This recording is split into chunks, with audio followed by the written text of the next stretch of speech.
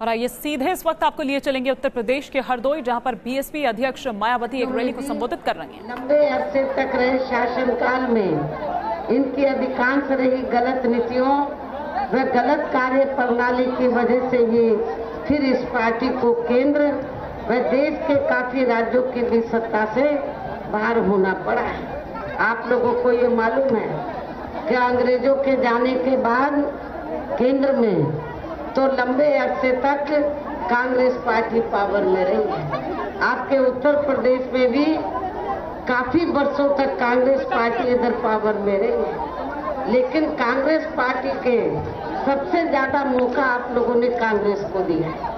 आजादी के बाद केंद्र में भी और अपने उत्तर प्रदेश में भी, लेकिन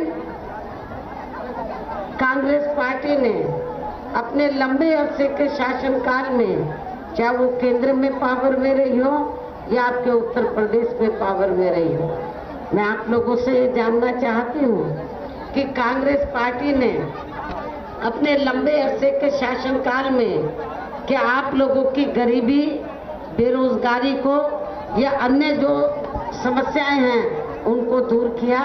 मैं समझती हूँ बिल्कुल भी नहीं किया। और यदि कांग्रेस पार्टी ने आप लोगों के हितों का ध्यान रखा होता, आपको रोटी रोजी के साधन दिए होते, आपकी गरीबी दूर की होती, बेरोजगारी दूर की होती, तो फिर हमें बहुजन समाज पार्टी बनाने की जरूरत नहीं पड़ी। बीएसपी क्यों बनाई गई?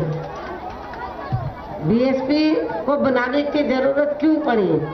क्योंकि आप लोगों ने वर्षों तक कांग्रेस को केंद्र में सत्ता में रखा और यूपी में भी रखा, लेकिन जब कांग्रेस पार्टी ने आप लोगों के हितों का ध्यान नहीं रखा, आप लोगों को रोटी रोजी के साधन नहीं दिए, तो तब फिर आप लोगों को ये जरूरत महसूस हुई कि हमें अपनी अलग से पार्टी बनानी चाहिए। फिर बहुजन समाज पार्टी का गठन किया गया। आप लोगों को ये मालूम है कि आपका ये जो हरदोई जो जिला है, ये जो आसपास का क्षेत्र है, काफी पिछड़ा हुआ है, काफी बैकवर्ड है, और कांग्रेस पार्टी के लंबे अरसे के शासनकाल में जब आपको रोटी रोजी के साधन नहीं मिले, तो सबसे ज्यादा पलायन उत्तर प्रदेश से हुआ रोटी रोजी के लिए। बड़े पैमाने पर लोग आपके उत्तर प्रदेश को छोड़कर देश के बड़े बड़े महानगरों में रोटी रोजी के लिए चले। आपके हरदोई से भी रोटी रोजी के लिए गए, तो बड़ी तादाद में गए। इन सब बातों को ध्यान में रखकर ही फिर हमें अपनी अलग से पार्टी बनाने की जरूरत महसूस हुई। और आप लोग ये सोच रहे थे कि शायद कांग्रेस सत्ता से अलग हो जाएगी और भारतीय जनता पार्टी पावर में आ गई तो आपको अच्छे दिन दिखा देगी, लेकिन बीजेपी के तो जरूर अच्छे दिन आ गए, लेकिन आप लोगों के अच्छे दिन नहीं आए। आपके वैसे ही दिन बने रहे जैसे कांग्रेस के जमाने में होते थे। और अब वर्तमान में देश में लोकसभा के लिए हो रहे आम चुनाव में भारतीय जनता पार्टी भी केंद्र में अपनी सरकार की रही, खासकर आरएसएसवादी, पूंजीवादी, संकीर्ण, सांप्रदायिक, द्वेषपूर्ण व जातिवादी गलत नीतियों व गलत कार्य प्रणाली की वजह से इस बार ये पार्टी भी केंद्र की सत्ता से जरूर बाहर चली जाएगी। जैसे कांग्रेस बाहर होगी, अब भारतीय जनता पार्टी की भी बारी आने वाली है, क्योंकि इसने भी, इस पार्टी ने भी आपके साथ वायदा खिलाफी की है। और अभी चुनाव में इनकी कोई भी नाटकबाजी व जुमलेबाजी आदि काम में आने वाली नहीं है। और इस मामले में खासकर इनकी चौकीदारी की ये नई नाटकबाजी भी इनको नहीं बचा पाएगी। चाहे चुनाव में इनके सभी छोटे बड़े चौकीदार भी मिलकर अपनी कितनी भी ताकत क्यों ना लगा लें।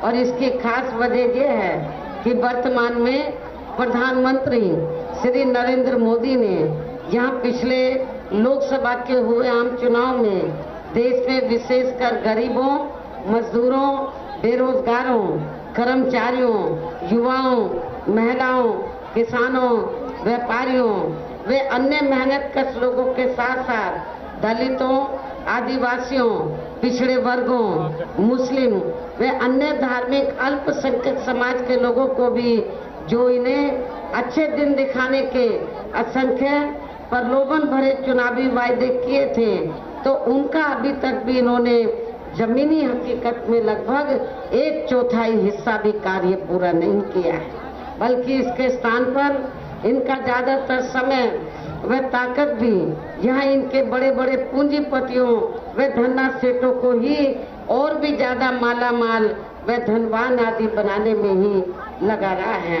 इसके साथ साथ इन्हें हर स्तर पर बचाने के लिए इनकी पूरी चौकीदारी करने पर ही लगा रहा है, जबकि यहाँ देश के किसान तो इस सरकार में शुरू से ही अपनी विभिन्न समस्याओं को लेकर काफी ज्यादा दुखी रहे हैं और अभी भी हैं। और खासकर उत्तर प्रदेश में तो यहाँ बीजेपी की सरकार ने अपने छोड़े गए आवारा जानवरों व पशुओं के जरिए इनको और भी ज्यादा बर्बाद करके रख दिया है।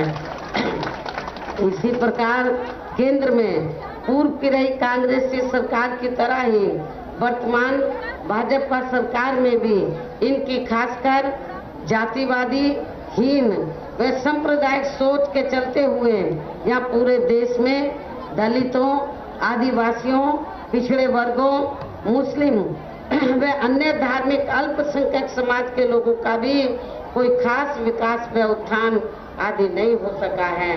इसके साथ ही पूरे देश में अभी भी यहाँ दलितों, आदिवासियों व अन्य पिछड़े वर्गों का सरकारी नौकरियों में आरक्षण का कोटा अधूरा पड़ा है। पूरे देश में आपके उत्तर प्रदेश की भी लगभग ये स्थिति है। इनका पदोन्नति में आरक्षण अभी भी यहाँ प्रभावहीन ही बना हुआ है। और इतना ही नहीं, बल्कि केंद्र व राज्यों में कांग्रेस, बीजेपी व अन्य विरोधी पार्टियों की सरकारों में भी इन सभी वर्गों को प्राइवेट सेक्टर में आरक्षण दिए जाने की व्यवस्था किए बिना ही इनकी सरकारों के ज्यादातर सरकारी कार्य भी प्राइवेट सेक्टर के जरिए ही इनके बड़े बड़े पूंजीपतियों व धन्ना सेठों को ही दिए जा रहे हैं, जिसके कारण अब इनको पूरे देश में आरक्षण का बहुत कम ही लाभ मिल पा रहा है। इसके साथ ही इनका हर स्तर पर आए दिन शोषण व उत्पीड़न आदि होना अभी तक भी बंद नहीं हुआ है। इन वर्गों के साथ साथ मुस्लिम व अन्य धार्मिक अल्पसंख्यक समाज के लोगों की भी हालत अभी तक भी यहाँ काफी ज्यादा खराब व दयनीय बनी हुई है, जिसका काफी कुछ खुलासा सच्चर कमेटी की रिपोर्ट में भी किया गया है। और वर्तमान में केंद्र व अधिकांश राज्यों में भी बीजेपी व आरएसएस की सरकारों के चलते हुए अब इनका विकास व उत्थान आदि होना भी लगभग बंदशाई हो गया है।